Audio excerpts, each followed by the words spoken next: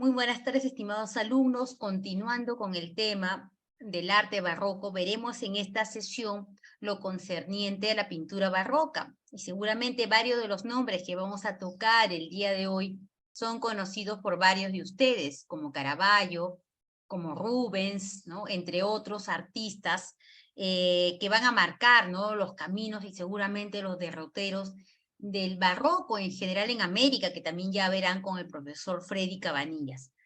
Bueno, sin más voy a pasar a compartir entonces el tema correspondiente. A ver, me ha compartido.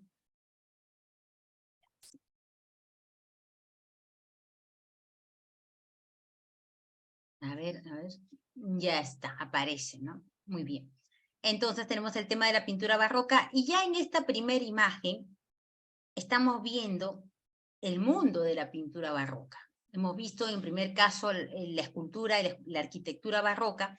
Esta es una obra de Giovanni Battista, El triunfo del nombre de Jesús, que se desarrolla dentro de una parte del techo de la iglesia de Gesù en Roma, en pleno siglo XVII. Y estamos viendo una de las características más importantes, características que va a tener, varias, ¿no?, que va a tener la pintura barroca como tal, ¿no? Frente a esa pintura, recordemos la pintura de la Capilla Sistina de Miguel Ángel, había todo un orden programado, ¿no? Aquí no. Fíjense cómo dentro de la escena central ya no hay tanta importancia porque los personajes se salen de esa cuadratura arquitectónica que ha planteado el artista. Miguel Ángel había dividido en paneles la Capilla Sistina. También eso era cuadratura arquitectónica, había dividido como en cuadritos, ¿no? Igual que Giotto. Y toda la escena y los personajes estaban dentro de esa estructura. En cambio aquí no. Aquí los personajes están como escapando, se están abriendo fuera de la idea central de la representación, ¿no? Y también este techo que tiene estos elementos ilusorios o trampantojos de arquitectura simulada, va a ser también uno de los puntos más importantes que va a trabajar la pintura barroca, no solamente de personajes, sino también vamos a ver mucho tema de pintura mural, no solamente al fresco, sino otras técnicas como las que veremos el día de hoy, sobre todo la que se desarrolla en el mundo francés. Veremos obviamente barroco italiano, barroco francés, barroco flamenco, ¿no? Y algo de también, de algo salpicado del barroco español, aunque eso ya lo verán con el profesor Freddy Cabanillas también, ¿no? También vemos la idea del movimiento, que también hemos visto en la escultura, la idea del color también importante, el uso de diferentes materiales, y entramos entonces por los caminos de la pintura barroca como tal, ¿no? Aquí tenemos esta obra de Luca Giordano, El Arcángel San Miguel y los Ángeles Caídos, ¿no?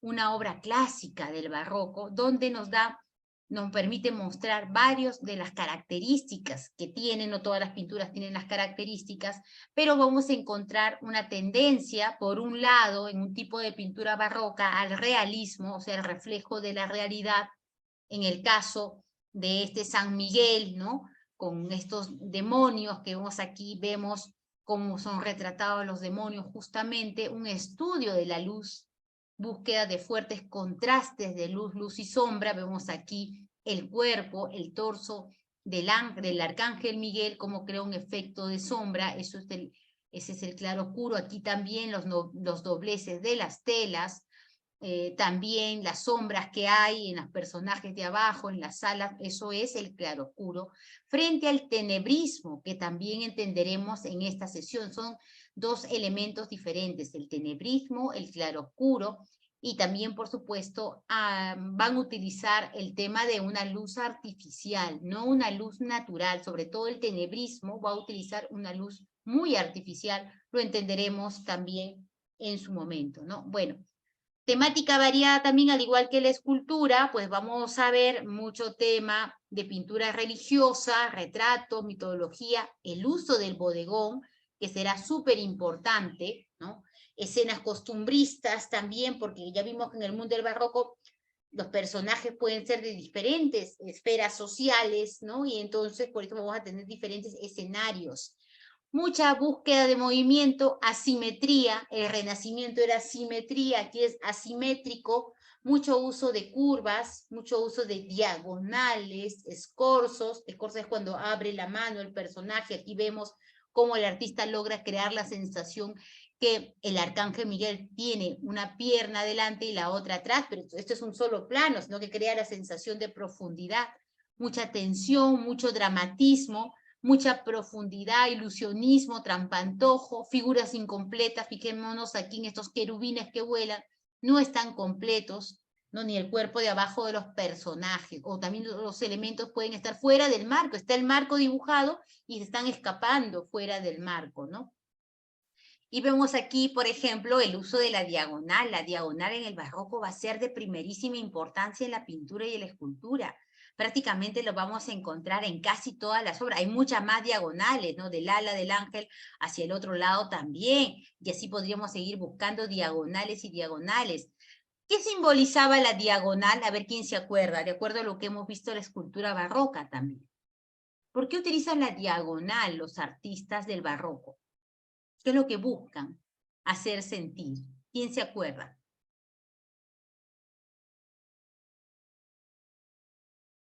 Mientras lo horizontal en el Renacimiento, lo vertical tenía una sensación de paz, de tranquilidad, equidad, sosiego, la diagonal, ¿qué simbolizará? La diagonal simboliza lo contrario, ¿no? Y en ese sentido, ¿qué simboliza? Movimiento, dinamismo. Movimiento, dinamismo, pero también desequilibrio, ¿no? ¿Qué más? Tensión también, y ahora lo vamos a ver, y la pintura del barroco y la escultura están llenas de diagonales, obviamente en la forma que compone el artista. Recordemos bien importante, el mundo del Renacimiento es de la línea vertical o la línea horizontal, el mundo del barroco, la composición, generalmente va a tener un efecto en diagonal. Sin diagonal prácticamente no existe el arte barroco en la pintura y en la escultura. No olvidar eso, que es lo más importante. Y esto mismo se va a aplicar en el arte virreinal. ¿Ah? Vamos a ver aquí composiciones barrocas, cómo son desequilibradas, estructuradas, ¿no? Escorzos, muchas diagonales. Fíjense esa diagonal que sale de la cruz de Cristo aquí. Vamos a ver, perdón, aquí voy a retroceder.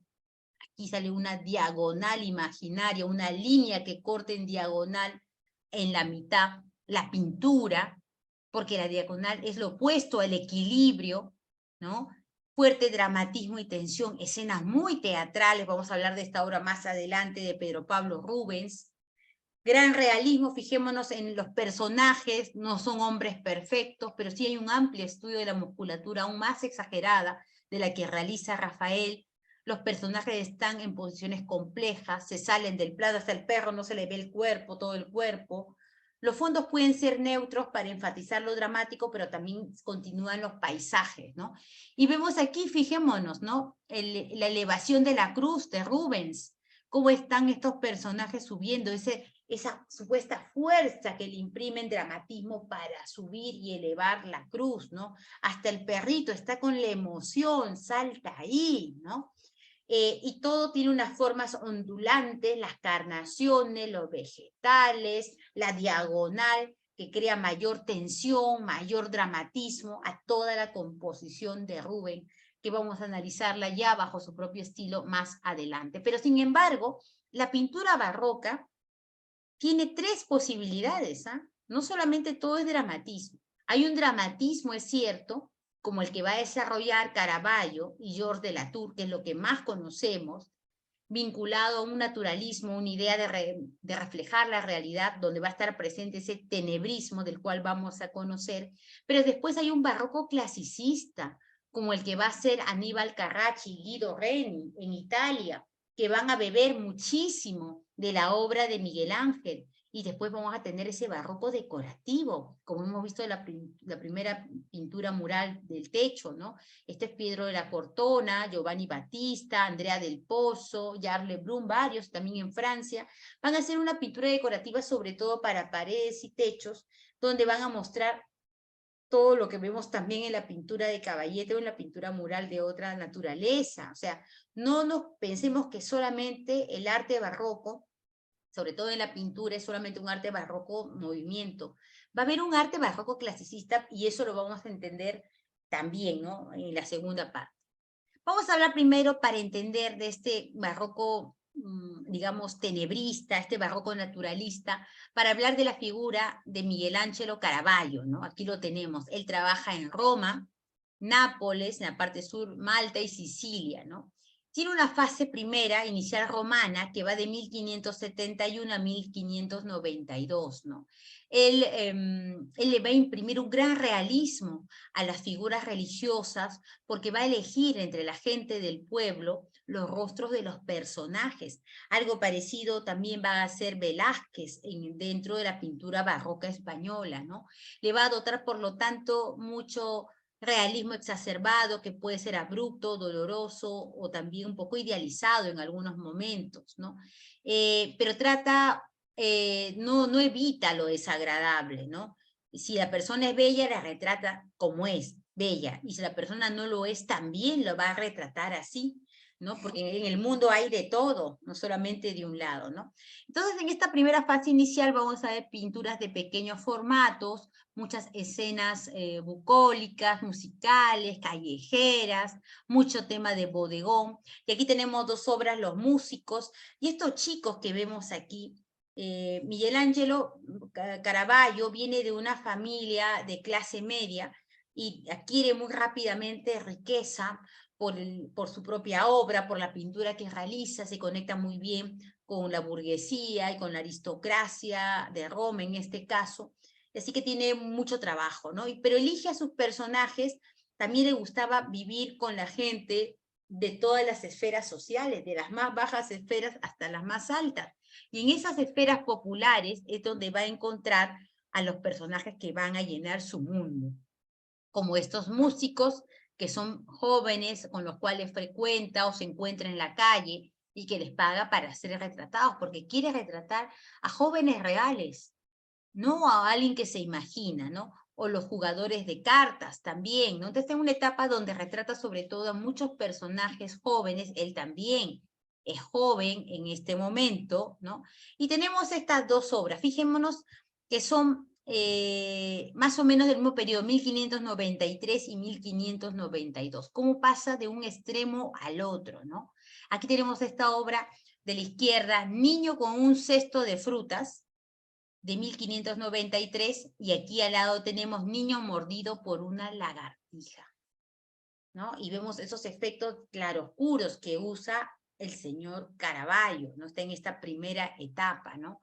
Como también en el momento que el chico es mordido, como los sentimientos que afloran en sus rostros, como los retrata de una manera real, veraz, el movimiento de la otra mano toda dramática, como la flor se marchita aquí, esos fondos neutros los utiliza para resaltar aún más el espectador. De hecho, muchos consideraban que que muchos artistas del siglo de oro español, como Zurbarán, por ejemplo, habían sido discípulos de Caravaggio por la manera como trabajan al mismo tiempo los fondos neutros. No es así, solamente que en su momento Zurbarán también va a hacer un estudio, va a analizar la obra de Caravaggio, ¿no? En esta obra, Niños con cestos de frutas, ¿qué nos está tratando de decir el señor Caravaggio? Pensemos cómo es el mundo del hombre barroco, que le gusta ver todo tipo de sensaciones, emociones, teatrales también. ¿Cómo pinta? ¿Qué relaciones encontramos en esta obra, ¿no? Niño con un cesto de frutas que vemos aquí. ¿Por qué creen que nos presenta esta obra? ¿Qué está tratando de mostrarnos el señor Caravaggio a través de esta pintura tan importante dentro de la historia del arte, ¿no? Fijémonos que tiene gran naturalismo, se acerca mucho a la fotografía, fijémonos, ya sabemos que el historiador del arte se tiene que fijar en todos los detalles en el cesto. ¿Cómo es el cesto de frutas? ¿Cómo son las frutas? ¿Cómo son las hojas? ¿Cómo es la ropa del personaje? Todo eso tenemos que hacer visible lo invisible, ¿no? ¿Qué piensan ustedes? Por ejemplo, ¿cómo son las hojas en el cesto que sostiene este chico? Son hojas de uvas, además, ¿no? ¿Son frescas o no necesariamente? Sí, Pues, se las ve naturales, aparentemente frescas, sobre todo si comparamos con el chico mordido por una lagartija, que las hojas están más secas, ya no se ven tan frescas. así es. Y excepto una hoja por aquí amarilla, todos los elementos, como dijo su compañera, muy bien, las frutas, las hojas, están como para hacer comidas. O sea, como están en la plenitud, ¿no? No sé si alguien quiere comentar algo más. Es una obra muy estudiada, además. Sí, yo quería decir que se ve mucho brillo en las hojas, ¿no? Entonces eso hace pensar que es una hoja bastante fresca, como recién cortada. Muy Ahora bien, también Rosario, ¿ya ven? usa, ¿no? Muy bien. Usa uvas, no sé si hará alguna alegoría al vino o a la religión, ¿no? A la sangre de Cristo. Luego también los duraznos, las manzanas, en algún momento conversábamos sobre los frutos prohibidos, que no se sabía exactamente cuáles eran, ¿no? Entonces de repente también es un anticipo, hasta ahí llega.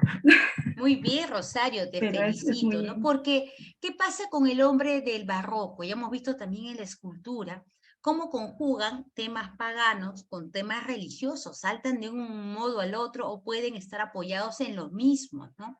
Muy bien lo que dicen sus dos compañeras, ¿no? Y sobre todo ese tema del efecto de la luz, porque Caravaggio va a utilizar una luz muy artificial. Si vemos la otra obra, Chico mordido con lagartija, la luz es demasiado potente. Es como si fuera un reflector. En cambio, la de aquí sigue siendo una luz muy fuerte que crea una sombra. Ahora vamos a hablar de esta idea que está trabajando todavía el señor Caravaggio en esta primera etapa, ¿no? Y al mostrarnos también a estos chicos jóvenes, porque es un chico que está en la plenitud, que recién está madurando, y también relacionarlo con estos frutos maduros, está vinculada a la idea de la juventud, una juventud que siempre quiere estar de parte de él y que va a utilizar además el señor Caravaggio el tema de las frutas para hacer estudios no solamente visuales, sino también de significado. Su compañera hablaba, ¿cuál es el fruto prohibido? ¿O es que este chico es el fruto prohibido? Hay mucha controversia en relación porque esta obra propone muchas interpretaciones. El fruto prohibido ya no se sabe cuál es, porque en la Biblia no dicen que es la manzana, puede ser la granada, puede ser la uva, puede ser la pera, dicen fruto prohibido, y el chico también es un fruto prohibido, apetecible, porque está en el momento de la mejor abundancia de su vida, como es este cesto de frutas también, ¿no? Vamos a ir adentrándonos, porque esta es una primera etapa de Caravaggio, con esta obra. Esta obra no está mal hecha, esta obra es así.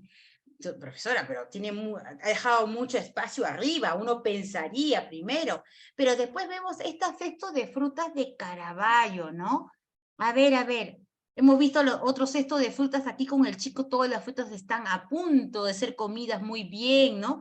Y estas frutas, fíjense aquí cómo está la manzana, con un piquete de insecto, las hojitas ya meas marchitas, las uvas que ya se están pasando, lo mismo que las otras frutas, acá algunas comidas por insectos, 1596, ¿no? Justamente después de la última obra Chico mordido, ¿no? Anteriormente, ¿no? ¿Qué es lo que pasa aquí? Esto consiste, es un bodegón, ¿no? Un bodegón es una naturaleza muerta, ¿no? Los bodegones estuvieron muy de moda desde el mundo flamenco y son después llevados a Europa porque los artistas tienen intercambios a través del puerto de Venecia, de Génova, en fin, ¿no? Entonces, el bodegón o naturaleza muerta son figuras con objetos que se colocan sobre una mesa inanimados, o sea, no, si son animales, los animales están muertos, por ejemplo, pero pueden incluir objetos orgánicos, frutas, flores, combinados con objetos de la casa, cristalería, textiles también, ¿no? Esta idea del bodegón, en realidad, tiene su principal antecedente en los frescos de Pompeya, en la pintura romana. Fíjense que el arte clásico nunca nos abandona, ¿no? Y que ya estaba presente en estos grandes salas de comida de los romanos para invitar justamente a despertar el apetito. Por eso hasta la actualidad en restaurantes o salas donde se come, se pone imágenes, fotografías en la actualidad o afiches de comidas para incentivar, digamos, que la gente piense en la comida y que quiera, pues, satisfacerse con lo que le van a presentar, ¿no? Entonces, había un mosaico y también había en pintura mural, y Caravaggio ha hecho un estudio también, porque ha estado en Roma, es de la época romana, además de Caravaggio, de este tipo de pinturas, ¿no? Y otras más. Pero claro, la pintura romana, como tiene una composición que está dentro de un marco, fíjense aquí, la pintura de Caravaggio, esta rama está saliendo fuera del marco, y además todo está muy bien compuesto, hay un equilibrio, en el caso de la pintura romana de Pompeya, y aquí tiene demasiado techo, ¿no? Tiene demasiado espacio en la parte superior. ¿Por qué creen que hace esto el señor Caravaggio? No es que no le ha salido mal la pintura, de hecho después he visto varios artistas, inclusive de arte contemporáneo, que trabajan también esta técnica, porque también han hecho un estudio de Caravaggio y después trabajan la obra bajo su propio estilo. ¿Por qué hará esto? No pensemos como hombres del siglo XXI, pensemos como hombres, si fuéramos hombres y mujeres del barroco.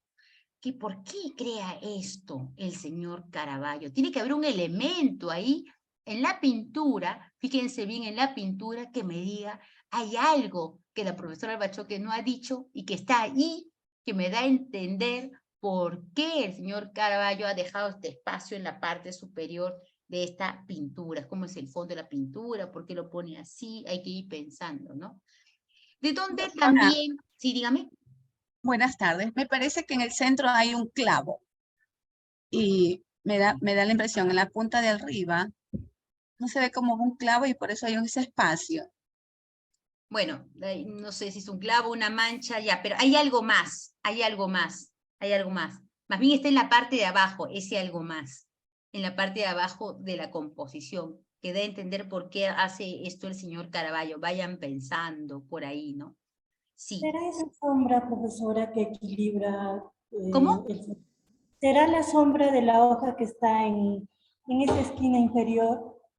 No. Bueno, la sombra es producto, bueno, no es la sombra, esta es otra hoja, ¿no? Otra hoja, sí. Pero no, hay Pueden algo ser más. insectos, doctoras. A ver, Doctora, pueden ser insectos. vamos a ver esto, vamos a ver esto. Nosotros tenemos este cesto, creo que lo tengo aquí más grande, a ver, espérense, si no, regreso y lo pongo más grande. Aquí está, aquí se ve mejor, ¿no? Estos son como agujeros en la pared, lo que su compañera decía, a lo mejor he tenido que mostrar acá se ve mejor, ¿no? Y ya, yo tengo este vaso, ¿no? Si yo tengo, porque fíjense, ¿dónde está apoyado el canasto de frutas, el cesto de frutas? ¿Sobre qué podría ser? Sobre una tabla. Sobre una tabla, que puede ser una mesa, bueno, un apoyo, ¿no? O puede ser una baranda, a lo mejor. Pero hay algo ahí, ¿no? Muy bien. Fíjense bien cómo está ubicado el cesto. ¿Se acuerdan cuando hablamos de la pintura del Renacimiento? Todos los elementos estaban dentro de la composición. En el mundo del barroco los elementos a veces se salen fuera de la composición.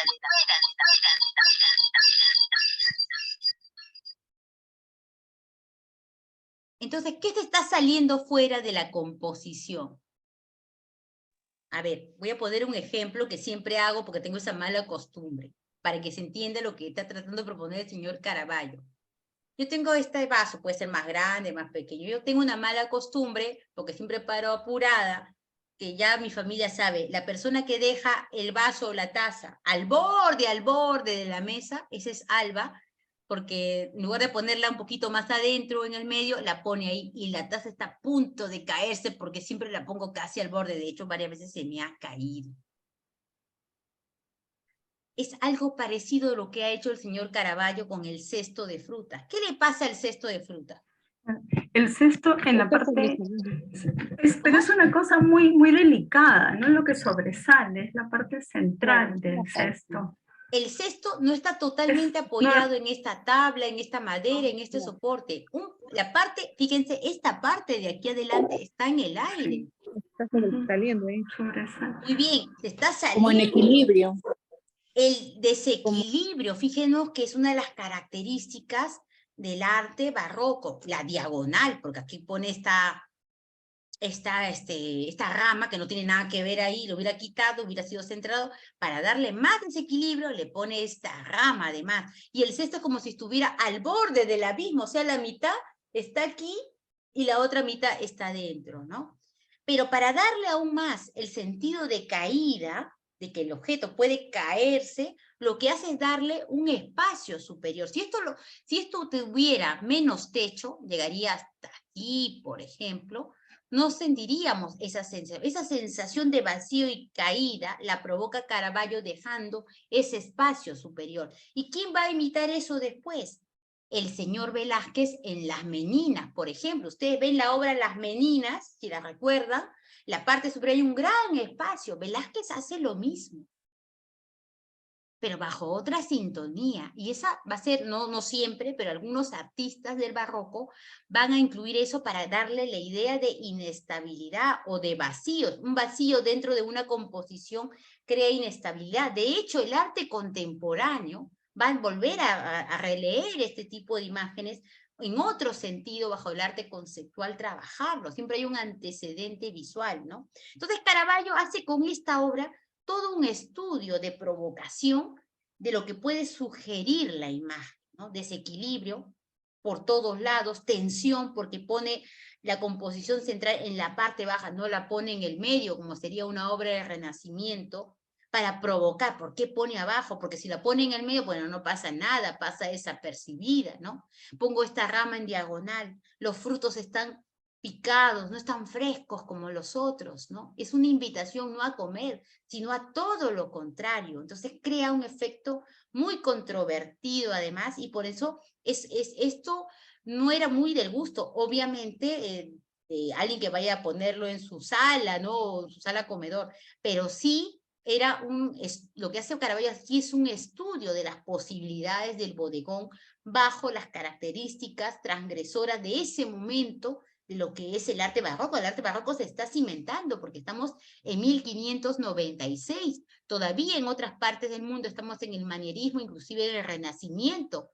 Y entonces Caravaggio se inventa esta formulación, esta composición, y entonces rompe los esquemas en este momento, ¿no? Porque todavía el barroco, para algunos surge en el siglo XVII, 1600 hacia adelante, pero este es 1596, la primera etapa de Caravaggio. Entonces Caravaggio se va a caracterizar por eso, siempre por querer escandalizar, por querer plantear las cosas de una manera diferente. Y gracias a ese pensamiento, el arte da un giro en el mundo, ¿no? Porque es el principal representante de la pintura barroca, ¿no? Entonces, además, como dice aquí, los flores y frutos están alejados de esa perfección que estamos acostumbrados supuestamente a que nos muestren, ¿no? Entonces, están abajo, como ya dijimos, genera estabilidad, ¿no? Amplificada por esa composición, por la manera como colocan el bordecito, el cesto, la mitad del cesto está que se cae para un lado y la mitad, pues está dentro también, ¿no? Vemos ese espacio vacío, como hemos comentado, sensación de caída, por lo tanto, cesto muy al borde, generando inestabilidad, igual que la diagonal de la rama, también sensación de inestabilidad. Toda esta imagen es una sensación de inestabilidad por todos lados, ¿no? Característica que va a imponer para el mundo el señor Caravaggio. De hecho, no hay artista del barroco que no haya fijado sus ojos, porque es el primero que está planteando esto, además. Y después tendrá muchos seguidores y variantes, porque estamos a finales del siglo XVI todavía, ¿no? Acá la diagonal, hay más diagonales, pero aquí estoy poniendo sola inestabilidad por todos lados. Síntoma del barroco, como estamos observando. Entonces después ya se va a Roma, donde va a triunfar de 1600 a 1606, y aquí tenemos esta obra, La Crucifixión de San Pedro. En su periodo romano va a tener grandes encargos, grandes escenas religiosas, pero va a rechazar él totalmente la belleza idealizada del realismo. Eso ya no. Mis personajes, todos van a ser tal como son, humanos, ¿no? Y va a ser el creador del tenebrismo. ¿Qué es el tenebrismo? Lo vamos a ver con esta imagen que está aquí. Fíjense lo que hace el señor Caravaggio. Alguien hablaba de los efectos de luz que había hecho sobre el cesto del niño, una obra temprana del Caravaggio, ¿no? Mucha luminosidad sobre los frutos. Pues exactamente, cada vez va a exacerbar ese efecto de luz. Fíjense cómo le coloca una luz fuertísima, que es como si fuera un reflector, sobre el cuerpo de San Pedro y su cara, ¿no? Y de esa manera creo un efecto de sombra atrás. Voy a hacer un ejemplo que siempre pongo, a ver si me sale, a veces no me sale, a veces sí me sale. Todos tenemos un celular, ¿no? Muy bien. Entonces, lo que hace Caravaggio es más o menos esto, pero en pintura, ¿no? Cuando yo pongo mi celular y le pongo una luz muy fuerte sobre mi cara tiene un efecto de ilusión, o sea, una luz muy contrastante, y el fondo comienza a oscurecerse.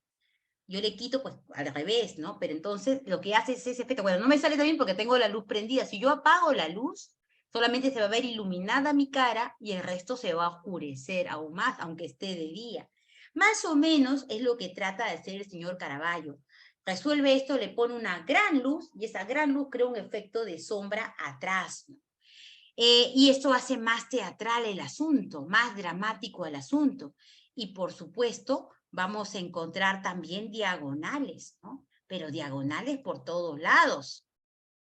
Porque el barroco sin diagonal, ya lo hemos visto en la escultura, si no hay desequilibrio, si no hay tensión, no es barroco. El barroco tiene que ser dramático, inclusive el barroco clasicista, que lo veremos también hoy, porque el barroco es muy amplio, ¿eh?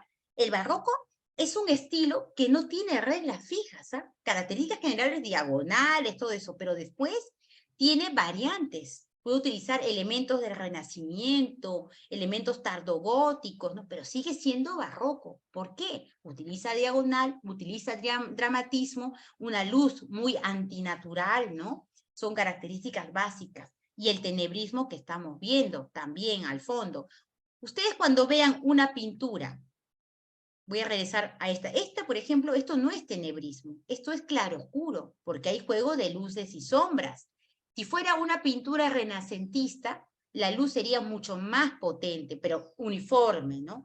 Aquí hay claroscuros, claros y oscuros. En cambio, esto es tenebrismo. Cuando vean una pintura que el fondo de la composición se vuelve oscura, la pintura está, o el artista está haciendo uso del tenebrismo. Si no hace este fondo oscuro, tiene esta sintonía, pues está haciendo uso de claroscuros. Esa es la gran diferencia. Pero la gente utiliza un concepto mezclado, ¿no? Bueno, vamos a seguir viendo. Por ejemplo, aquí. Y también hay tenebrismo en la parte del fondo de la composición, ¿no? ¿Y qué pasa cuando utiliza el tenebrismo el artista, en este caso Caravaggio? La luz es demasiado artificial. Fíjense cómo cae la luz sobre Judith, ¿no? Es como una luz, como que fuera un foco de luz, así, ¡fum!, le pongo, y por eso que se ve oscuro por atrás, y demasiado, hasta eléctrico, ¿no? La iluminación del personaje, ¿no? La vieja que le ayuda a Judith a degollar a Holofernes es una mujer que encuentra en la calle, una mujer normal, común y corriente, no es una mujer idealizada, ni siquiera Judith, que puede ser bella, pero fíjense cómo tiene el ceño, ¿no? Y también otra característica de la pintura barroca va a ser el uso de cortinajes, sobre todo rojos, como si estuviera abriendo un telón. En el mundo del Renacimiento ya se utilizaba el cortinaje, y en el gótico también. Pero esta forma como que se estuviera levantando, como si fuéramos a ver una obra teatral y se abre el telón, pero enroscada, ¿sí? Esa también es una característica aquí en Europa y en cualquier parte del mundo de la aplicación de para que sea una pintura barroca. Lo verán ustedes en el arte virreinal, hasta en la escultura virreinal también de diferentes países. No resuelve también, eso sí, el efecto de la sangre, como vemos aquí, la sangre también, es que congela la imagen, ¿no? En este sentido, el momento del acto que está degollándolo, para que se vea, le pone esa luz también fuerte y es un rojo bastante artificial, ¿no? Pero busca eso, porque en realidad el hombre del barroco era un hombre artificial, teatral, lo teatral es artificial finalmente, ¿no? Buscan supuestamente un naturalismo, pero en la exageración, hasta han puesto este cortinaje, justo en el momento abren la cortina cuando Judith le está degollando la cabeza a Holofernes. Esto es muy teatral, ¿no? Así como vimos también a el éxtasis de Santa Teresa, justo se está en el éxtasis cuando los demás están viendo cómo hace el éxtasis, ¿no? Justito, ¿no? No, o sea, el tratamiento de la musculatura ya sabemos de quién viene, del señor Miguel Ángel también, que siempre se da un referente en el estudio anatómico de los personajes, ¿no? Y las telas también adquieren un color electrizantes como este verde, estos claroscuros que sí tienen la parte inferior de la composición. Aquí vemos un detalle mejor de cómo trabaja el señor Caravaggio, mucho efecto artificial de luz, pero que genera mayor asombro hacia el espectador, por lo mismo también, ¿no? Y aquí también los detalles de la arruga de la vieja, de cómo esta papadita que tiene Judith, que ha podido simplificarla, sigue siendo una mujer bella, pero una mujer bella natural, no artificial, no idealizada. Cuando hemos visto a las vírgenes o a las Madonas o a los personajes de Rafael o de Leonardo, no se molestan, pueden pasar lo que sea. María está viendo a su hijo muerto en la piedad y está apacible. En cambio aquí Judith está disgustada, está molesta porque tiene un gesto real, una emoción además enfática es la que hace con este tipo de arrugas el señor Caravaggio. En fin, tiene esta otra gran obra, La vocación de San Mateo, donde vamos a ver la influencia también de maestros del Renacimiento. Los maestros del Renacimiento nunca nos van a abandonar, ¿no? Ya, esta es una obra muy grande que se encuentra en la iglesia de San Luis de los franceses en Roma, ¿no? Entonces aquí es el momento, San Mateo, ya sabemos, uno de los apóstoles de Jesús, era el recaudador de impuestos, ¿no? Entonces, Caravaggio capta un instante detenido en el tiempo, todos están, aquí está Jesús que aparece y le está reclamando, aquí está San Mateo contando las monedas de los impuestos, y recibe la llamada de Cristo, ¿no? Para que deje ese mundo y vaya con él, ¿no? Donde nos va a mostrar diferentes actitudes, la luz, los rostros y las manos. Ya, muy bien. Características de las obras de Caravaggio que hemos visto hasta este momento que se encuentran en esta pintura. ¿Cuáles son? Y de la pintura barroca en general, ¿no? ¿Cuáles serán? ¿Qué cosa hace uso el señor Caravaggio aquí?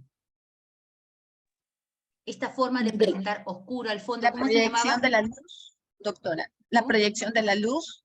Ya, muy bien, que La luz, crea ¿no? El tenebrismo. que crea el tenebrismo, muy bien. Ojo, bien importante lo que ha hecho su compañera en la proyección de la luz. Fíjate que Caravaggio aquí pone una ventana, se supone que la luz tiene que entrar por la ventana. La luz es tan artificial en Caravaggio que la luz natural debería entrar por esta ventana, y a propósito, porque ha podido quitar la ventana y poner una pared, pero no, él pone la ventana para que se den cuenta que hay una luz artificial. Esa luz artificial es la luz de Dios, ¿no? Supuestamente aquí, y ya, bueno, San Mateo, los personajes están vestidos como del siglo XVII, no como en la época de Jesús también. Pero esa luz, fíjense cómo cae sobre el rostro de San Mateo, aquí está. Y San Mateo, fíjense, está señalando con el dedo aquí. Esta manera de señalar con el dedo, que es otro el que está contando las monedas, pero esta manera de señalar con el dedo así, hacia un costadito. ¿De quién tiene referencia en la pintura universal? De estos tres grandes maestros que hemos visto del Renacimiento del 580, de Leonardo, de Rafael o de Miguel Ángel. ¿Quién pone así a sus personajes con el dedo señalando hacia arriba, hacia el costado? Miguel Ángel, doctora. No, Leonardo da Vinci. Wow. ¿Recuerdan? La Virgen con las rocas, también, San Juan Bautista hacia arriba, ¿no? Pero lo que pasa es que su compañera tiene algo de razón en algo. Esta mano que está aquí, esta mano de Jesús, sí tiene esta mano, porque esta mano está como para abajo. Esa mano, cuando vimos en el juicio final, Jesús está ahí como justo juez y está con la mano hacia abajo.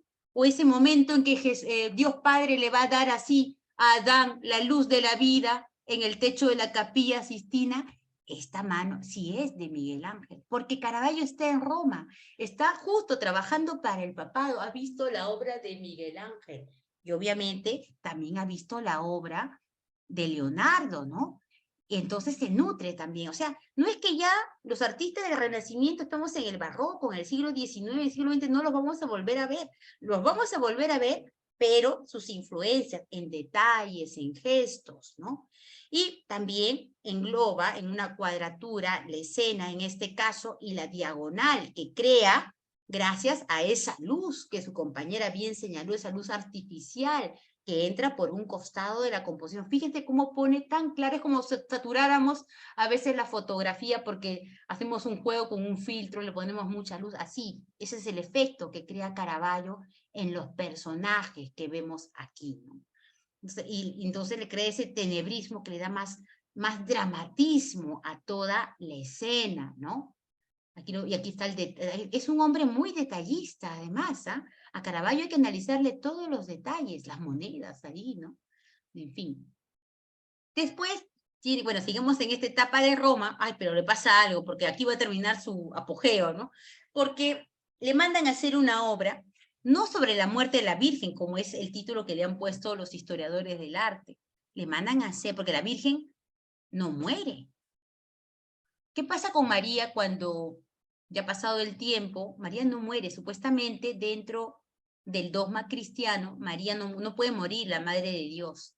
María se queda dormida y después la suben a los cielos, la Asunción de la Virgen se llama, ¿no? Ya, pero Caravaggio, él quiere retratar cómo es la vida.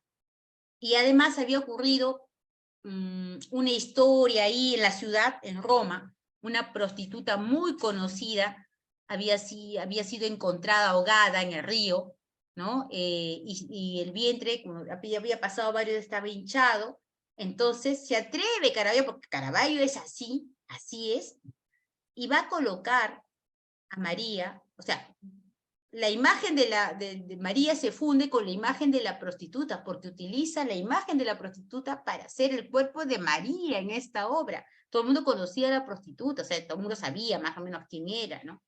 Pero sobre eso, porque puede ser cualquier modelo, es que la pinta muerta. Algo que no puede aceptar la iglesia y por eso es que lo van a expulsar de Roma, ¿no? Que causó mucho escándalo esto, ¿no? Porque claro, María pasa la inmortalidad sin pasar por la muerte. Entonces estaba transgrediendo totalmente, presentándonos además esta visión cruda de una mujer real, ¿no? Y además presenta esa clásica cortina tipo teatro, que no tiene nada que ver ahí, como si fuera una obra de teatro. Fíjense que se está levantando, ¿no? Esta manera de poner estas cortinas teatrales van a ser muy usadas por otros artistas también y le da un efecto más dramático.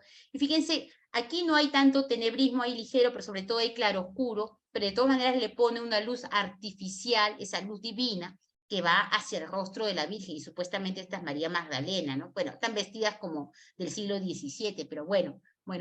A raíz de eso, pues ya se le acaban los encargos a Caravaggio, ¿no? Caravaggio había hecho otras obras también, ¿no? Que ya no podemos revisar. Entonces se marcha hacia el sur, hacia Nápoles.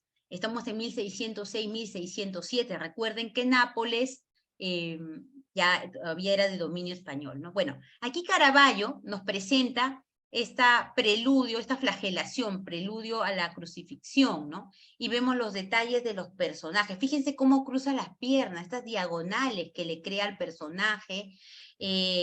También aquí hay otro hombre que está agachado también, ¿no? El dramatismo, aquí hay un tenebrismo también en el fondo de la composición, ¿no? El cuerpo de Cristo, como nadie se va a hacer flagelado así como Cristo, ¿no? Así como va a bailar ballet, pero ustedes traten de ponerse de verdad como Cristo está, traten de ponerse así para atrás y así, un poquito complicado, ¿no?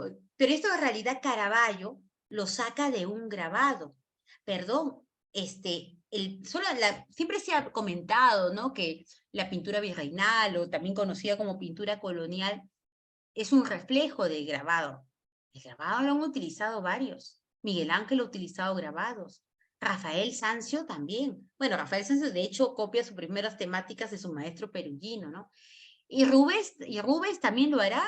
Y también el señor Caravaggio, porque tienen contacto con grabado flamenco. De ahí sacan los modelos. Otra cosa que cada artista le dé su propia intención, su propio estilo, ¿no? Entonces, este tipo de obras no es aceptada al comienzo, porque Caravaggio lo que hace es dotarla de mayor dramatismo, tenebrismo, ¿no? Mucha luz. Todavía hay gente que pide obras tipo renacentista, al inicio no era muy del gusto de la época, pero Caravaggio tiene una gran habilidad y se va ganando un espacio. Entonces se va a Nápoles, donde tiene libertad para crear además, ¿no? Aquí tenemos esta obra, porque después se va a Malta, hacia 1607, ¿no? En esta obra, La decapitación de Juan Bautista. Aquí tenemos, ya casi todo es claroscurista, ¿no? 1608, ¿no? Y bueno, vemos cómo crea espacios, no planos. Aquí hay una ventana que deja ver que hay otros personajes que están mirando la escena. Todos son personajes reales, nadie es perfecto, más bajo, más gordito, más flaco, más viejo. Y lo interesante es que es la decapitación de San Juan Bautista. Aquí voy a poner el detalle, porque aquí en la sangre, Caravaggio firma Michelangelo. Me feci Michelangelo, me hizo Michelangelo Caravaggio, ¿no? Y además es la única firma que se le conoce del artista. De hecho, ya el artista del Renacimiento empezaba a firmar como lo había hecho Rafael. Y entonces Michelangelo Caravaggio, en esa libertad que ya tiene en otro sitio que es fuera de Roma, pues entonces va a comenzar a firmar. Bueno, aquí se considera que es la única firma del artista, aunque ahora hay algunas investigaciones que plantean que hay obras que también podrían tener esa firma del artista de forma resumida, pero bueno, eso todavía está por verse. La historia del arte se renueva, no es que ya aprendimos todo en este diplomado, seguramente dentro de 3 años, 4 años, 5 años, los nuevos aportes y descubrimientos van a enriquecer la obra de todos estos artistas. El otro artista importante en Francia, en este caso, será Georges de Latour. También tenebrismo, luz artificial, características del barroco. Porque Georges de Latour ha viajado a Roma y ha bajado a los lugares persiguiendo a Caravaggio. Y ha hecho un estudio de la obra de Caravaggio, ¿no? Que se ve reflejada ya años después, porque esta es una obra de 1645, ya estamos en pleno barroco puro y duro, pero Caravaggio era un innovador en su momento. Georges de Latour pues tiene una luz artificial, ¿no? Potente, pero los personajes se ven más artificiales, vemos aquí, ¿no? Pero siempre tienen una apariencia más plana, menos efectos de degradé, que lo que Caravaggio tiene mucho degradé, muchas veladuras, ¿no? Y trata muchos temas religiosos, lo interesante de Georges de Latour, pero como si fueran escenas del mundo cotidiano. Este recién nacido también puede pasar como la imagen de María con el niño, ¿no? Lo que se denomina una religiosidad laica para los franceses, o esta mujer, que puede ser una mujer solamente en su cuarto, pero en realidad es Magdalena penitente. De hecho, tiene 4 versiones Georges de Latour, y nos muestra en este caso tenebrismo, en otros casos claroscuro también, y cómo ese dramatismo de la escena se ve enfatizado por las velas, ¿no? Las 4 versiones tienen velas, además. Claro, porque si no hay velas, usted tiene que buscar el artista un recurso de que esto sea real. ¿Cómo lo hago real? Pues le pongo una luz, la luz de la vela, en este caso, que le da más dramatismo. ¿Cómo sabemos que es María Magdalena? A ver, ¿qué atributos vemos aquí de María Magdalena? Ya hemos hablado de algunos en algunas sesiones del curso, ¿no? Porque María Magdalena, ya sabemos que después se arrepiente, lleva una vida de penitencia, y las llamas también reflejan esa iluminación hacia el arrepentimiento. Pero ¿cómo sabemos que es María Magdalena? A lo mejor, pues, no tiene el título y tenemos que ponerle el título a la obra, ¿no? Fíjense, María Magdalena, aquí están las joyas son uno de los atributos de María Magdalena. Después el látigo, porque ella se flagela para expiar sus pecados, y también uno de sus atributos será, aquí tienen las joyas de aquí, la calavera. Muchos santos comparten este atributo de la calavera, o tocan la calavera, porque significa la liberación del mundo físico, para volcarse hacia un mundo espiritual, ¿no? Por eso tienen la calavera en la mano. Lo espiritual es más importante que lo físico, lo material, en este caso, ¿no? Y vemos esos contrastes de luz que tiene. Ahora vamos a pasar al barroco clasicista, porque claro que es barroco clasicista. En lo clásico, o sea, hay un barroco florido, exuberante. Hemos visto a Bernini en la escultura, hemos visto a Caravaggio en la pintura, pero también veremos otro barroco también exuberante con Rubens un poquito más adelante, pero está este barroco clasicista. Este barroco bebe más que del mundo clásico, bebe del Renacimiento. Si vemos esta obra de Guido Reni, Sansón victorioso está bebiendo en la quijada del burro bajo los milagros, las travesías que hizo Sansón.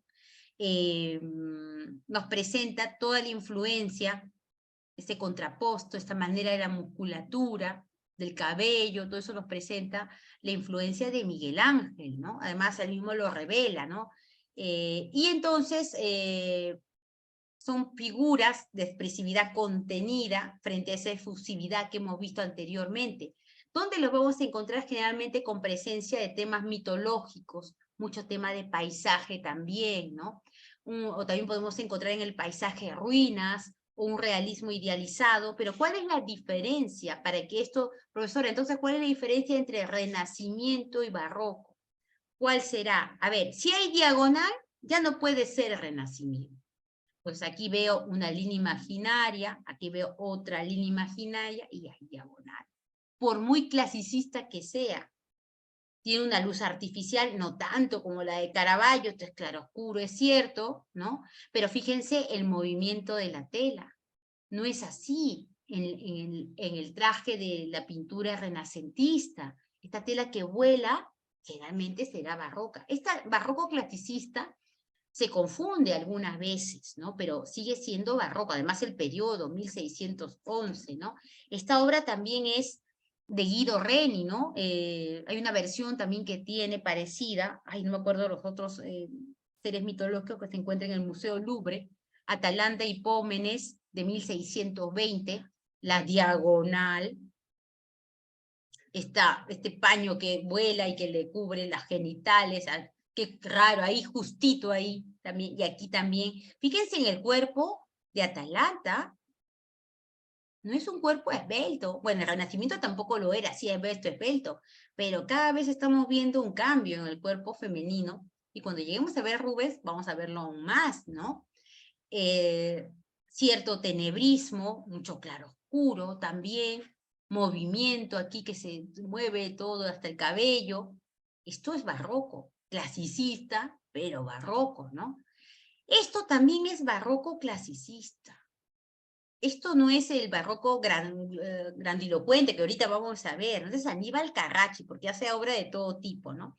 Estos son los frescos de la gran galería del Palacio Farnese en Roma. ¿Qué hace Aníbal Carracci? Él es clasicista, pero pertenece al mundo barroco, profesora. Entonces, si hace un techo, ¿se parece a Miguel Ángel? Sí, porque él hace un estudio de la obra de Miguel Ángel. Pero vamos a ver de cerca el panel central para entender por qué es una obra barroca y no es una obra del Renacimiento, pero que sin embargo tiene la inspiración clasicista de Miguel Ángel. Aquí está. El triunfo de Baco, ¿no? Entonces, Baco y Ariana, están aquí, el dios del vino, de la juerga, y Ariana, ¿no? Están ahí, de manera triunfal en una carroza, están todos ahí paseándose, jugando, ¿no? Hay muchas connotaciones de Miguel Ángel, como este personaje que está aquí caído, ¿no?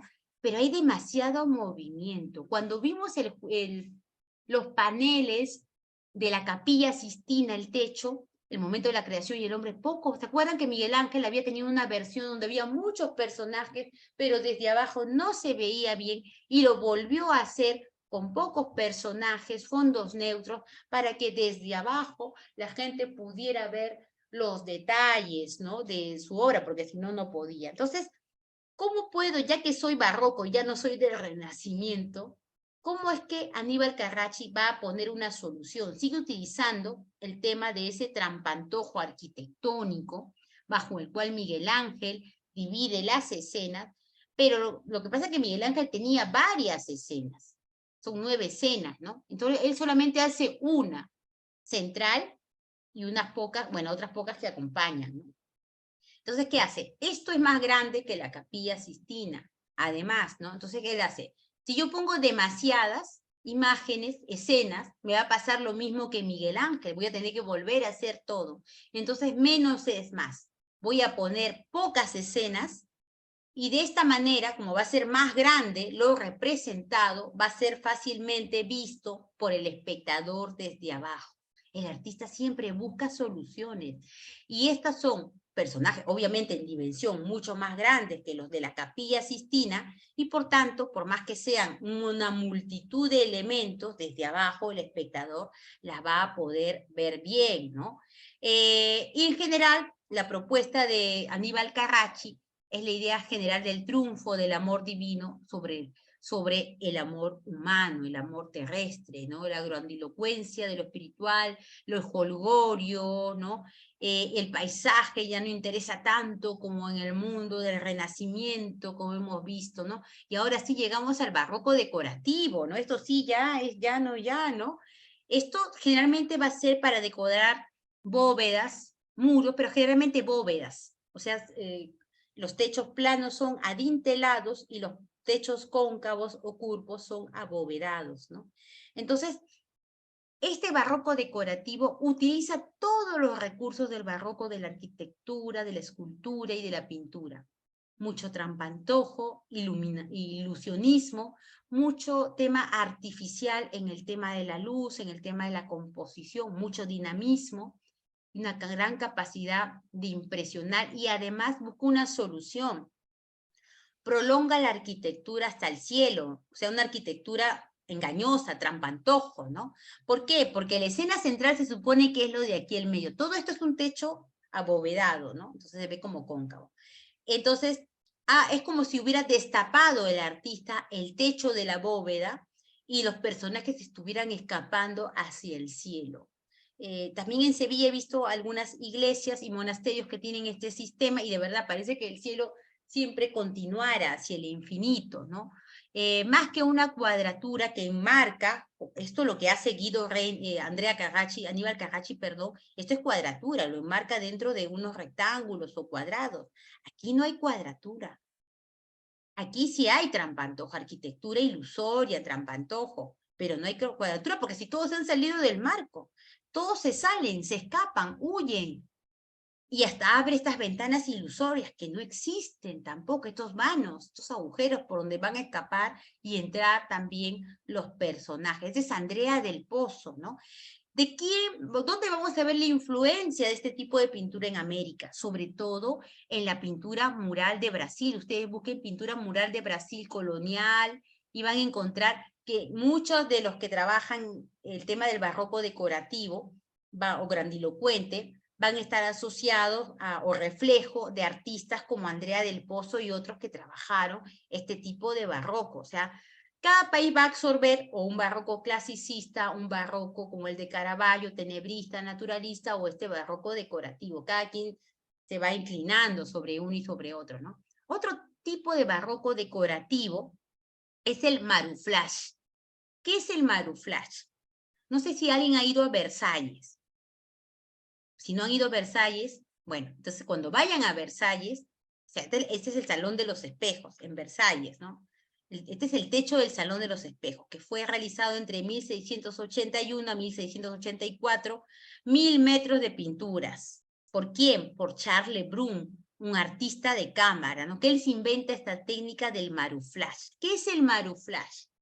Aquí vemos, es un techo abovedado también, esto sí es pintura mural, mezcla con escultura también, ¿no? Aquí de bronce, qué sé yo, pintura y bronce, pero este es ilusorio, esta cavidad no es verdadera, pero esta es pintura. Pero después lo que va a hacer, aparte de la pintura mural, es tomar un lienzo verdadero, lo ha pintado en forma cóncava y lo va a pegar en el techo. Y le va a dar este marco sí es de madera, o sea, mezcla la pintura mural ilusoria, decorativa, con pintura al óleo que pega, y todo eso en conjunto se llama el maruflash, telas pegadas sobre la bóveda, compartiendo con pintura real, ¿no? Y bueno, entonces tuvo mucho éxito, sobre todo durante el reinado de Luis XIV, el Rey Sol. Aquí vemos también, esto es pintura pegada, ¿no? Esto ya es escultura en metal, pero fíjense, aquí, esto de aquí es pintura mural, o sea, mezcla los dos tipos de pintura, la pintura que ha hecho primero en su caballete y después lo ha pegado, ¿no? Aquí, como estamos viendo en esta escena, ¿no? Acá hay otro, acá se ve mejor, ¿no? Esta es la pintura pegada, pero esto de aquí es pintura mural, y los personajes se salen del marco, como habíamos comentado, se están escapando, y en realidad no es un desorden, es un orden dentro de su desorden, ¿no? Entonces va a mezclar, y esto es el maruflash, como esta toma de la ciudad de Gante en 6 días en el Salón de los Espejos de Versalles. Entonces Versalles tiene mucha modalidad. El barroco, ya les habrá dicho el profesor Edgar Campos, el barroco francés es un barroco palaciego, El barroco español, el barroco italiano, está más vinculado a iglesias, no significa, hemos visto también bodegones de Caravaggio, ¿no? Pero el francés sobre todo le gusta mucho disfrutar de la vida, y el barroco, que es el arte del teatro y la vida del teatro, pues mezcla estos elementos, pero para interiores, sobre todo de viviendas, residencias, ¿no? De personajes de dinero o del propio rey, porque el rey no vive en París, vive en Versalles, ¿no? Con su corte, ¿no? Bueno, y aquí ya vamos entrando al final de la clase. Tenemos un poquito para hablar un poquito de cómo es que un personaje, un artista muy conocido llega a España, ¿no? Estamos en el tiempo de Felipe II, ¿no? Y aquí vemos que esta es España, ¿no? La corona de Castilla y Aragón, ¿no? La parte del sur también le pertenece a España, ahí donde fue Caravaggio al final, a Nápoles, a Sicilia, ¿no? En fin, ¿no? Pero acá hay una zona que se llama Países Bajos Españoles, que actualmente será Holanda y Bélgica, ¿no? Ahí va a suceder algo importante, ¿no? Aquí está, el barroco flamenco. El Imperio Español, en el tiempo de Felipe II, va a conquistar esta parte, lo que actualmente es, aquí está Holanda, una parte de Alemania, Bruselas, Bélgica y Holanda, ¿no? Amberes, ¿no? Brujas, donde están las famosas encajes de brujas que se llevan a las Américas, Amberes, donde están los máximos grabadores, en fin, Lieja, ¿no? En fin, ¿no? Entonces, en Bélgica es la zona católica, ¿no? Y pues los Países Bajos más bien son la zona flamenca es la zona protestante, ¿no? Entonces hay Bélgica, la parte de Bélgica actualmente, lo que es Bruselas, toda esta parte de aquí, se trataban muchos temas de aristócratas, muchos temas también asuntos religiosos, en fin, ¿no? Entonces aquí tenemos a Rubens, pero Rubens pintado por Antonio van Dyck, ¿no? Otro gran artista flamenco, eran amigos, además estamos en 1639. Entonces el retrato se convierte en un elemento importante del mundo flamenco. Ya vimos cómo Antonello de Messina había ido a ver a Van Eyck también en el siglo XVI, siglo XV, y había visto cómo desarrollaban el retrato los flamencos, ¿no? Mucho paisaje, muchas escenas, y aquí tenemos la escuela flamenca con Pedro Pablo Rubén en el descendimiento de la cruz, ¿no? Diagonal por todos lados, tenebrismo, que ya el tenebrismo ya caló. Caravaggio lo impuso y todo el mundo ya tenebrismo, y sobre todo los flamencos, porque en realidad Caravaggio había estado en Flandes y había visto esto, solamente que había dejado de ser usado y otra vez se retoma, ¿no? Un gran dramatismo, uso del claroscuro. Fíjense aquí cómo están bajando el cuerpo de Jesús, nadie baja así un cuerpo. El otro está con un pie aquí, en la escalera, el otro pie abajo, el otro está sosteniendo así el piecito, arrodillada, no soporta nada ese peso. El otro se le está escurriendo, todo está... Esto es una obra de teatro, ¿no? O sea, no es real esto. Es dramático, sí, ¿no? Y en realidad la obra completa es esta, ¿no? Es el tríptico del descendimiento de Cristo, ¿no? Esta escena de María visitando a su prima Isabel va a ser tan utilizada en obras de los virreinatos americanos, ¿no? ¿Qué es lo que pasa? ¿Por qué Rubens? El reflejo de Rubens después lo vamos a ver en el arte virreinal, porque Rubens veía cómo había muchas copias de Leonardo, Rafael, también de Caravaggio, todo el mundo copiaba en grabados o en pinturitas y las enviaba y las revendían y hacían esas mismas imágenes. Entonces Rubens, que es un hombre no solamente gran artista, sino un gran negociante, dijo, no, a mí no me la hace. Así que todo el mundo está haciendo pues de mis obras dibujos, estampas para venderlas por todos lados. No, y se fue Rubens, se va a Amberes, ahí, y contrata un ejército de grabadores para que de estas obras que estamos viendo y detalles comiencen a hacer sus propios grabados. O sea, Rubens se autoplagia, digamos, de alguna manera para vender. O sea, si quieren hacer algo de Rubens, yo se los vendo. Ahí les voy a dejar un texto sobre el tema del gran imperio del grabado que hace Rubens y que exporta hacia las Américas también. Por eso tenemos muchas obras que supuestamente son del taller de Rubens o que tienen la influencia de Rubens en las Américas, porque Rubens se lo vendía a todo el mundo. Era un gran negociante además, ¿no? Y por eso detalles de todas sus pinturas, a veces las extraen solamente para después realizar otros temas bajo otros estilos en otras partes, ¿no? La adoración de los Reyes Magos también importante. En realidad la obra solamente llegaba, perdón, hasta aquí, hasta donde está este Rey Mago, el de rojo, pero cuando Rubens marcha a la corte de Felipe II le encanta, lo trae a Rubens, ¿no? La gran estrella del momento, después de Caravaggio, entonces Rubens se va ahí y le tiene, tengo esta pintura, ¿no? La adoración de los Reyes Magos. Ay, pero yo tengo este espacio en mi salón, ¿puedes hacerlo más alto? Entonces Rubens amplía la obra, le pega otra tela por atrás, otro lienzo, y amplía la obra hasta aquí. Este camello que nunca ha visto Rubens, ¿no? Pero que también utiliza grabados, ¿ah? No crean que... Claro, donde vemos un león, Miguel Ángel, ¿dónde va a haber un león? A menos que se haya ido a África. Entonces tienen que recurrir a grabados. Todos han utilizado grabados. O sea, no pensemos que solamente los pintores de las Américas en el periodo colonial, ¿no? Entonces aquí también se retrata a Rubens, montado a caballo, como un gran señor. Y encima, como era la estrella del momento, el rey le había dado, en este caso ya Felipe IV le había dado el toisón de oro, que era una máxima distinción, ¿no? Para los nobles de su imperio. Entonces se hace retratar así, además, como un noble, ¿no? Que le habían dado esa condición, ¿no? Entonces se queda a vivir ahí, porque sabe que ahí tiene más prestigio que en ninguna parte. Por eso hay mucha obra de Rubens en el Museo del Prado, ¿no? O esta obra, ¿no? Esta me encanta, el rapto de las hijas de Leucipo. A ver, aquí, las hijas de Leucipo, o sea, Castor y Polus, otros tipos, pues raptan a las hijas de Leucipo, ¿no? Ya, a ver, ¿cómo las están raptando? ¿Alguien puede creer que así van a raptar a dos mujeres? ¿Alguien se puede creer esto? 1616. Vamos a estudiar la obra, ¿no? Mucha diagonal por todos lados, ya vemos, ondulaciones por todos lados, ¿no? Fíjense cómo está ella, ¿no? ¡Ay, me raptan! ¡Ay! Una pierna aquí, una pierna allá.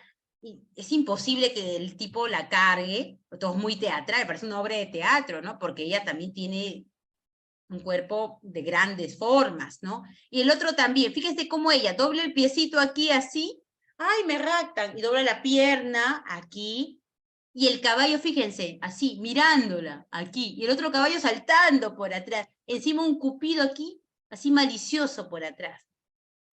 ¿Por qué? Porque Rubens también busca esos efectos, ¿no? Justo el paño está volando, todo es una obra de teatro, el paño no puede faltar, o la capa roja, o el telón rojo, ya dijimos también, ¿no? Entonces es una coreografía bastante impostada, pero que es muy del gusto del hombre del barroco, ¿no? O sea, a ella un poco más le da gusto que la rapten, creo, ¿no? Y ay, me raptan, ¿no? Y sobre todo veamos los volúmenes femeninos de las carnosidades, que son una invitación a la reflexión de por qué era así, ¿no? La diagonal, ¿no? Aquí también vemos curvas por todos lados, síntomas del barroco también. Aquí estos detalles, como les decía, ¿no? El caballo también mirando qué es lo que está pasando, ella mirando al caballo. Entonces, acá también hay otro querubín también por aquí que se deja entrever, ¿no? Fíjate cómo ella pone las manos así, o sea, nadie, o sea, unos está un poco más queriendo que la rapten, por eso algunos pensaban, ¿no? Fíjense los detalles de la musculatura del caballo, el movimiento del crin del caballo que está detrás también en tercer plano, también muy bien logrado por Rubens, ¿no? Los detalles, porque Rubens también es un detallista y también no aplica la perspectiva lineal en muy pocas ocasiones, la perspectiva aérea, pero sí tiene detalles también vinculados a la vegetación, como estamos viendo aquí, ¿no? Hasta que llegamos a esta obra, Las Tres Gracias, ¿no? De Pedro Pablo Rubens, ¿no? Es muy iluminado en comparación, esta obra más iluminada en comparación a las obras de Rubens, porque toma referencia, en principio, la obra de Botticelli. Pero la obra de Botticelli, me olvidé de comentar cuando hablamos de la primavera, que este es un detalle de la primavera, donde aparecían las Tres Gracias, que Botticelli también había hecho un estudio de la representación de las Tres Gracias que venían ya desde el mosaico y la pintura romana. Fíjense cómo este tema avanza hacia el barroco bajo otras formas. En realidad, estas señoritas que vemos aquí no están completamente desnudas. Si uno las mira bien, aquí hay unas telitas transparentes, o sea, logra muy bien el ejercicio de la transparencia. Aquí están los trajes de las jóvenes, el paisaje, ¿no? Todo muy abundante, la cornucopia, las flores, el reino de la abundancia de su país, ¿no? De Flandes, reflejado a través de estas tres gracias. Y además, ¿ustedes qué piensan? ¿Que son mujeres pobres o que son mujeres adineradas, estas señoritas? ¿Qué piensan? ¿Qué piensan ustedes? Adineradas pueden La ser. presencia. Claro, esos peinados, esas joyas. Y, o sea, bien comidas están, ¿no? O sea, no son mujeres flacas, delgadas, porque ese era el ideal de belleza, así con celulitis, así como lo vemos aquí, pues una mujer era una mujer que podía satisfacer todas sus necesidades, inclusive la comida, la alimentación. Y bueno, ese era el ideal de la belleza. Hemos nacido en un tiempo equivocado, a veces pensamos, ¿no? Donde esta sociedad nos pide que seamos delgadas y delgadas, pero esta era la sintonía y el ideal de belleza del momento, ¿no? Pero aquí hay algo, ¿ah? Aquí hay algo. ¿De dónde sacan los modelos, Rubén? Todos los artistas tienen musas, ¿no? Bueno, estas dos mujeres, Isabella Brand y Elena Formen, son las esposas de Rubens. No tengo esposos al mismo tiempo. Isabella Brand muere, siempre, y aquí está reflejada, muerta, o sea, le hace como un retrato póstumo, y Elena Forman es la otra, y la otra se presume que es una de las amantes de Rubens, pero bueno, eso ya no se ve bien la cara, porque las retrata, son los retratos que él les ha hecho también a ellas, ¿no? Y las pone juntas en este caso, pero en este caso sus dos esposas, la muerta y la viva, son retratadas, ¿no? Como vemos aquí. Aquí vemos el detalle, justamente los pendientes, los brazaletes, son mujeres que disfrutan de vivir, porque el hombre flamenco y el hombre holandés también, o de Países Bajos, como se le llama ahora, le gusta disfrutar de la vida, ¿no? Y aquí vemos detalles también, cómo aplica Rubens, detalles simultáneos de elementos, aquí también el de la cornucopia, el putis, ¿no? El angelito que vemos aquí, y ya llegamos a las últimas diapositivas con la escuela barroca holandesa, con el señor Johannes Vermeer. Estas obras, sobre todo La Lechera y otras más, han sido utilizadas tanto para publicidad en el mundo. Holanda se independiza de España hacia 1648 y logra ser una sociedad muy próspera, protestante además, ¿no? Y por lo tanto los temas religiosos no van a ser tan importantes.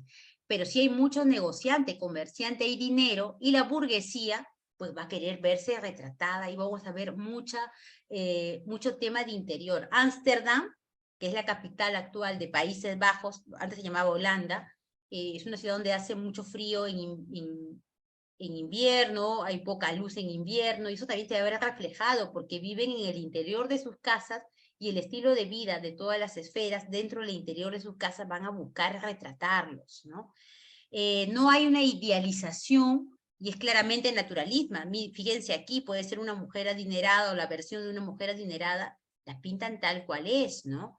Es menos exuberante que, obviamente, que Rubens, como hemos visto, pero sí tiene la influencia algunas veces del claroscuro, inclusive del tenebrismo de Caravaggio. Caravaggio, cualquier obra del arte barroco, ustedes tienen que compararla siempre con Caravaggio. ¿Se parece o no se parece a Caravaggio? Siempre hay algo de Caravaggio, ¿eh? En cualquier obra barroca de cualquier parte del mundo. Vimos que es el impulsor del claroscuro, del tenebrismo, de la inestabilidad, del uso del movimiento, del uso también de la diagonal compositiva, ¿no? O sea que Caravaggio siempre va a estar en todos lados, ¿no? Este es Rembrandt, ¿no? Estos retratos colectivos de Rembrandt, en la lección de anatomía, fíjense estos colores grises, no es porque esté oscuro, sino que hay ciertos momentos del año en Ámsterdam y en otras ciudades de lo que antes era Holanda, hay muy poca luz, ¿no?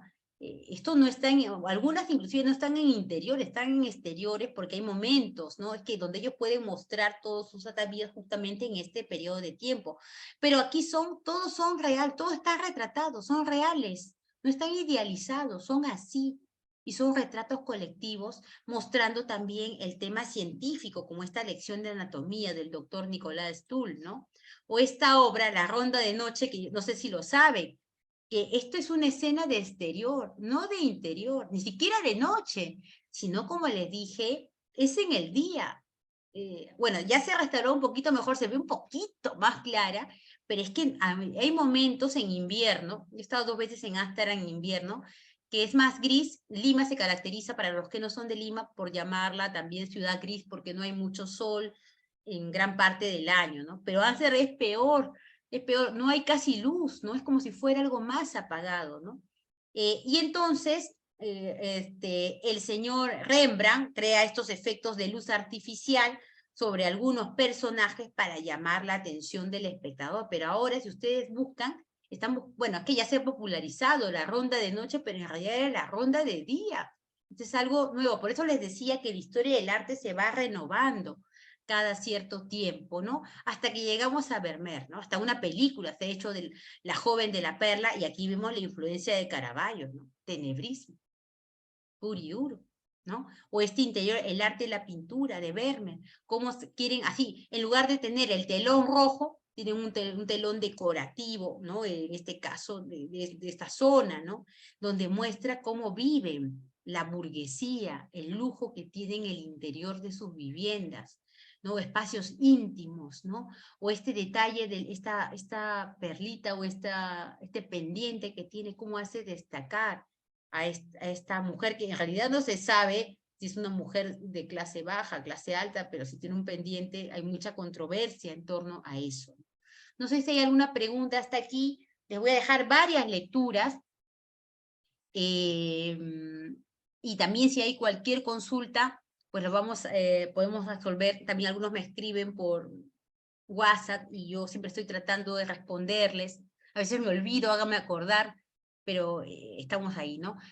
Y ya el profesor mañana va a hacer una práctica de reconocimiento un poquito para afianzar el tema del Renacimiento y el tema de la arquitectura en barroco y en Renacimiento, porque eso también tiene que quedar bien claro para que cuando pasemos al arte virreinal estemos aplicando este conocimiento del arte universal para ver cómo localmente hay las modificaciones. No es lo mismo la escuela cusqueña, ni la escuela quiteña, ni la escuela potosina, ni la escuela novohispana, y entonces verán poco a poco las diferencias y aparte de las temáticas que se tocan en las Américas, dentro de un barroco, un manierismo y un barroco, ¿no? O sea, el barroco es muy amplio. No hemos hablado del barroco francés, barroco, pero nos falta hablar mucho más, ¿no? Bueno, si no hay ninguna consulta, me despido y dejamos aquí la clase y nos vemos la próxima semana. Muchas gracias. Hasta luego. Gracias, doctora. Muy amable. Gracias, Nos doctora. vemos.